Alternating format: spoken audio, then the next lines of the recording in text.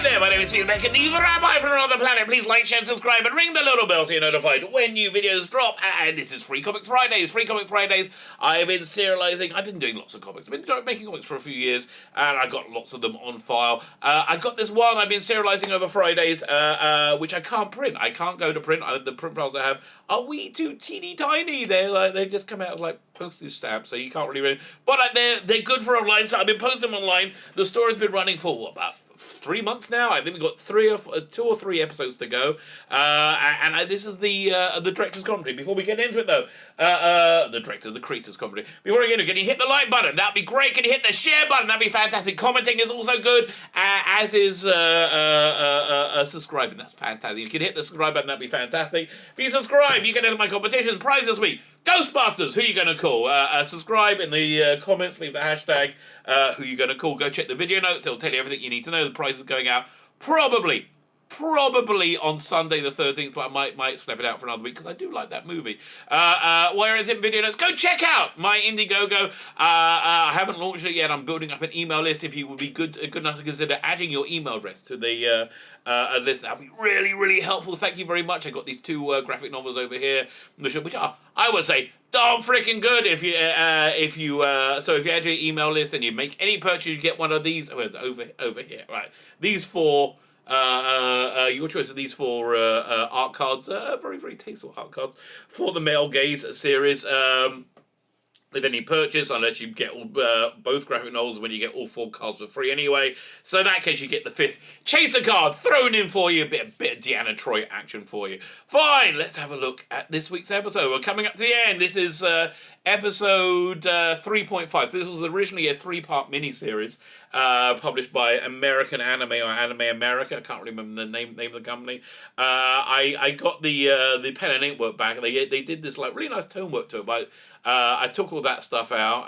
Actually, I didn't have that stuff, and I did my own tone work, and I didn't like this one color, Red Ghost. It's very much like those kind of cool 2000 AD strips. I was just reading, what's the name, Shakara, which I really liked as well. Basically did something very similar. So, story so far. Now we're near the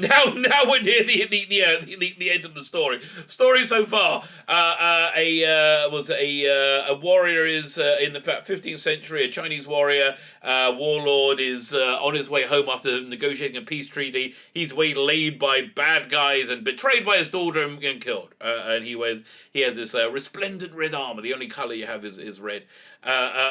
In this thing, and you got a bit of blue that comes in later. We'll explain why that is pretty darn soon. So then next thing you know, we cut to a few hundred years in the future, and another warrior in a very similar, more like high-tech battle suit, red armor, is waking up in the snow. He has no idea where he is. He's got a battle computer talking to him, and he doesn't really know what's going on. He hears a woman scream. He rushes to the defense. She's battling yetis, but she turns out to be much more adept than he thought. He's a little bit of a chauvinist. Doesn't think this fair bloom could defend herself. She's fine. He gets knocked out. He ends up going back to her village, and living there. Detsen is, I ripped that off from Doctor Who, the Detsen monastery, and they live there. They become close. They marry. A few years later, they have a couple of kids. The kids also have this weird red coloring to them, and they're the only things with that red coloring to them. The kids get into a bit of trouble. They go and play in one of the forbidden buildings of the ancients. This is the world. Kind of important plot point I missed out there, where there's no electricity or electricery as they call it. Rip that off from Catweasel.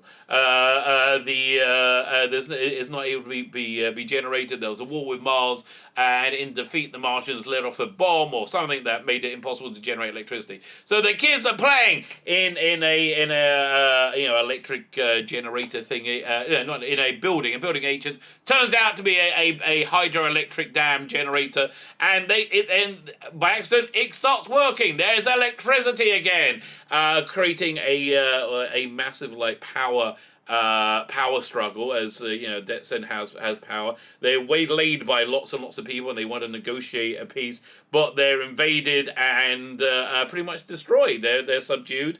Bushido is killed. I mean, not Bushido. Shion. Bushido's what it's called in the original. He gets an arrow through his eye. He's looking good for it now, though. So third issue begins. They're in under occupation, but there is at night some guards are getting killed left, right, and center of the bad guys. They want to know what's going on. There's a rumor that Red Ghost is stalking around and he's still alive even though he's dead. So they take him to go to the pit of the dead. All the people have been killed. They take his wife and the children to identify his body, right, to prove that he's definitely dead, and he's not there. At that time, he's speaking. Oh, by the way, the warlord is the only other guy in color. He's got a blue armored suit. So that blue armored suit, he says, was handed down from his grandfather. And we're going to find out more about that next week. We get a big info dump next week about what's actually going on. Red Ghost swings down, lops the guy's head off in a dramatic moment, and he's alive, and so we're going to find out what's going on. So now we're in a little bit the aftermath of this. I like the blood smear. Let me zoom in a bit. It's Albus by Stefano Cardacelli. I really like his work. I do like that blood splatter. Yeah, it's kind of fun. Yeah, Stefano, you can always rely on him to have a bit of fun with his work. So we see everybody. They're like, okay, I've just killed your boss, and they all bow to him. Say, no, okay, fine, you're in charge now. So then we get this great 2-page spread by Stefano where we have a bit of expansion. So the Great Will turns, and it turned in a way that no one could have foreseen. They all it looks like people. Look at this 2-page spread though. Like the detail it goes in here.